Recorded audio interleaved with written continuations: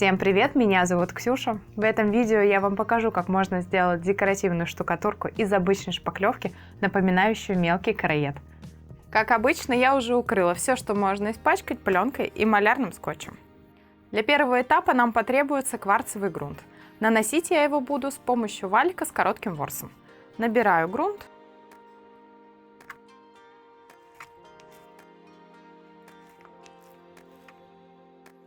Кварцевый грунт выбирайте с самой мелкой фракции песка. При нанесении будьте аккуратны, так как песчинки могут отлетать в разные стороны. Набираем еще кварцевого грунта. Наносим грунтовку по поверхности тонким слоем. Главное равномерно распределить песок.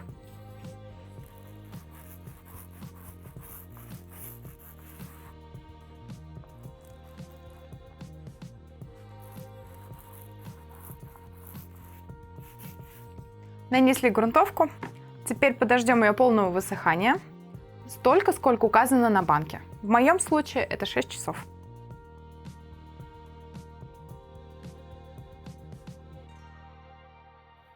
Грунтовка наша полностью высохла. Следующий этап — создания фактурного слоя. Для этого я буду использовать акриловую финишную шпаклевку, в которую предварительно добавила 5% кварцевого песка. Цвет песка не важен, главное, чтобы он был однородной фракции. Наносить я эту смесь буду с помощью кельмы и шпателя. Также мне потребуется пластиковая терка. Беру шпатель, наношу материал на кельму.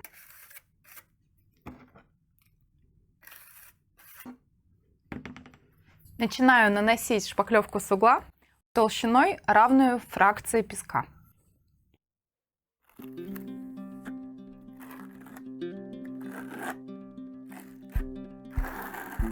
Наношу в одну сторону, создавая мелкие продиры. Смотрите, при нанесении в одну сторону получаются такие ребра. После того, как мы их затрем теркой, их видно не будет.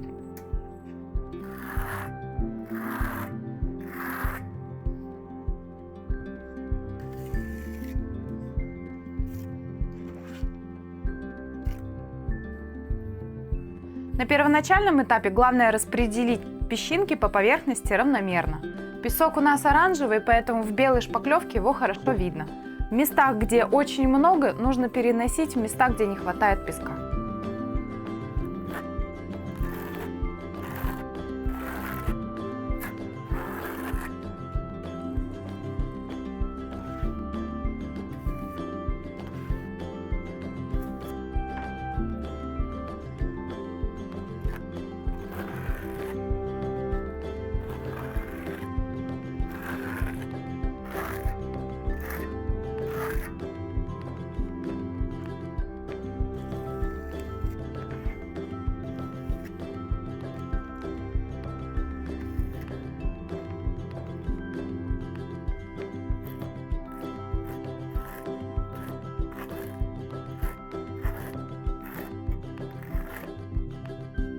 Откладываем кельму, берем терку. В процессе работы нужно смотреть уже на нанесенные участки. Если шпаклевка на них стала матовой, значит она начинает подсыхать. То есть можно брать терку и в этих местах создавать рисунок. Я двигаюсь в сторону, добиваясь эффекта продиров. В одну сторону, а потом в противоположную, крест-накрест. Смотрите, какие должны получаться узоры. И такими же точно движениями дальше продолжаем нанесение.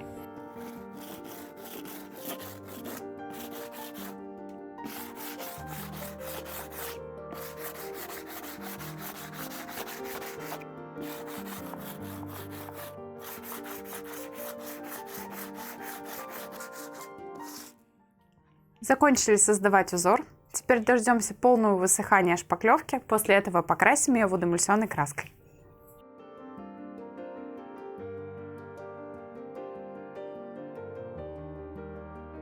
Наша поверхность полностью высохла. Теперь берем краску нужного цвета. У меня будет светло-голубая. Наносить я ее буду с помощью валика с длинным ворсом. Он легко прокрасит все углубления. Беру краску, наливаю в ванночку.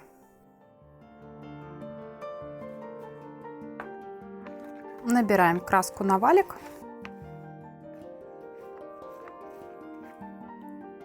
Начинаю прокрашивать всю поверхность. Стараюсь в углублениях хорошенько прокрашивать.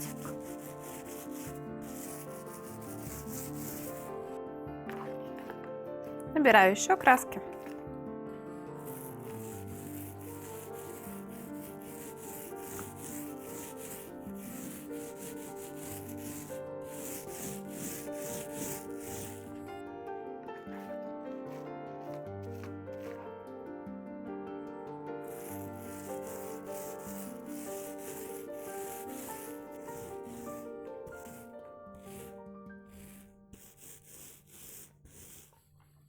Я нанесла водоэмульсионную краску светло-голубого цвета.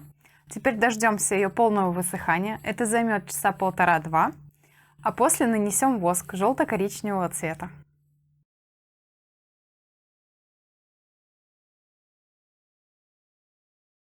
Краска полностью высохла. Теперь берем воск для декоративных штукатурок. Я его предварительно заколеровала в желто-коричневый оттенок. Наносить его буду с помощью обычной кисточки и излишки воска стирать влажной губкой. Беру кисточку и воск. Воск буду наносить полосками, сантиметров по 20-25. Делаю их не вместе, не рядом, друг с другом, а чуть-чуть на отдалении.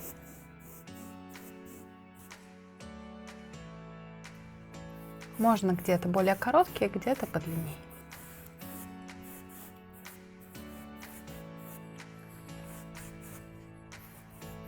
Теперь беру губку.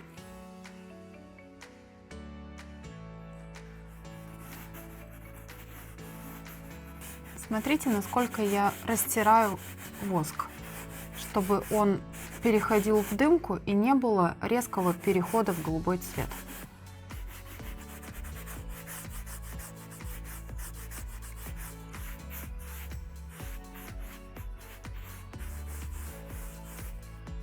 Теперь опять берем воск и добавляем полосы уже вертикальные. Наношу их перпендикулярно предыдущим полосам, но делаю более тонкие.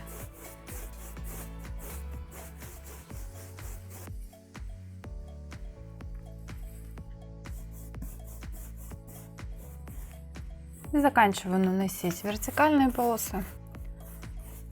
Также беру губку, растираю воск, чтобы он плавно переходил в основной цвет. Особо сильно на губку не нажимайте, иначе можно размочить предыдущий слой шпаклевки.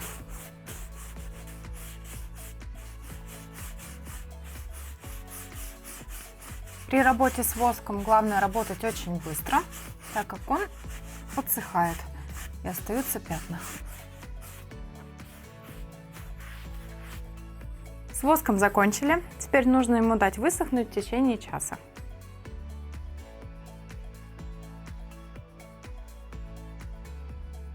Воск полностью высох. Теперь берем щетку для приглаживания обоев и белую краску.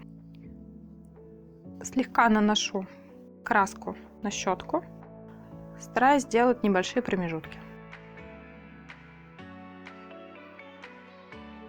Краску наношу сначала по диагонали, потом по вертикали. Щеткой к поверхности стараюсь сильно не прижимать, чтобы получать более тоненькие ниточки.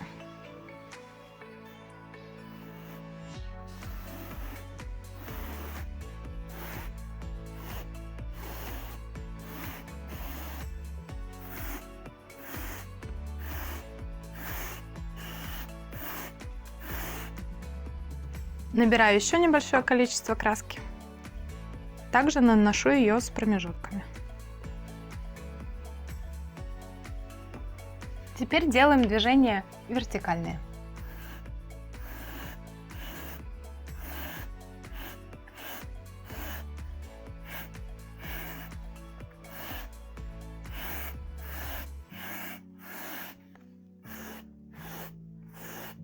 Сначала едва касаюсь, потом чуть сильнее.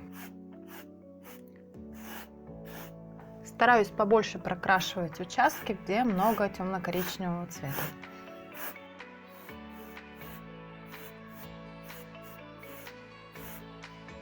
И уже совсем сухой кистью добавляю по всей поверхности.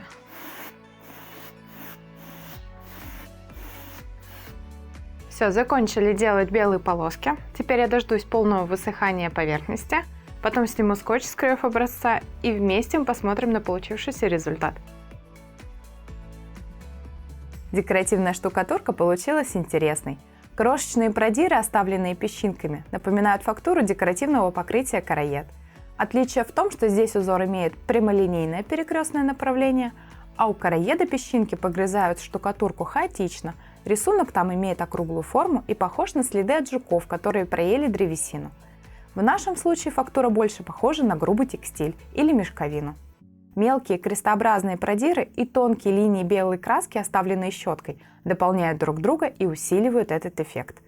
Коричневый декоративный воск заполнил некоторые углубления, оставленные песком, и добавил поверхности полутонов.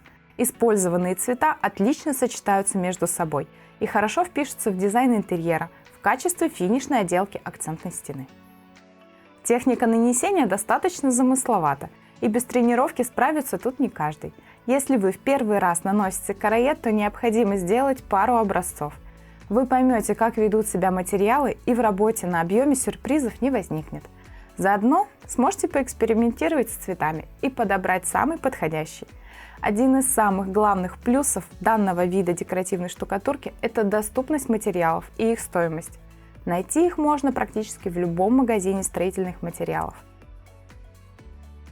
Я достаточно подробно показала все этапы нанесения этой оригинальной декоративной штукатурки. Но если у вас возникнут конкретные вопросы по данной декоративке, то задавайте их мне в комментариях. Я постараюсь на них ответить. А на сегодня все. Я с вами прощаюсь. Подписывайтесь на канал, ставьте лайки. Здоровья вам и удачи!